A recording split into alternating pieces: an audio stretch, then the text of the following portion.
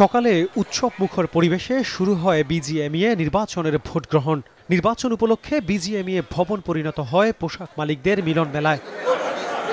৩.৫ বছর পর নেতৃত্বের রদবদলে এই নির্বাচনে অংশ নিয়েছেন ৪৪ জন প্রার্থী। মোহাম্মদী গ্রুপের ব্যবস্থাপনা পরিচালক রুবানা হকের নেতৃত্বে সম্মিলিত ফোরাম থেকে প্রতিদ্বন্দ্বিতা করছেন ২৬ জন প্রার্থী। আমাদের কোনো উপায় নাই যে আমরা যা ইচ্ছা তাই ইলেকশন করতে পারি না, আর আমরা সবাই বন্ধু।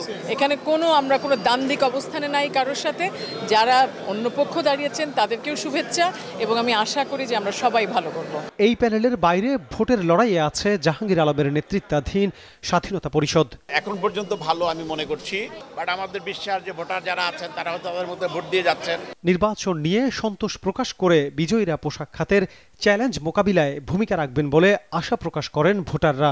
একটি শুধু আমাদের স্লোগান হবে যে আমরা বলি made in Bangladesh with pride, এটাকে ধরে রাখার জন্য সবাই কিন্তু একসাথে কাজ করতে হবে।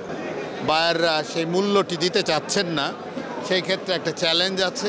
সেটাকে কিভাবে আমরা মিটিগেট করব বা মোকাবেলা করব, সেই ক্ষেত্রে আমাদের একটা বড় চ্যালেঞ্জ আছে। নতুন নেতৃত্ব যেমনভাবে আমাদের চলছে এরকমই আমরা আরও কিছু অগ্রগতি এর সাথে যোগ করতে চাই।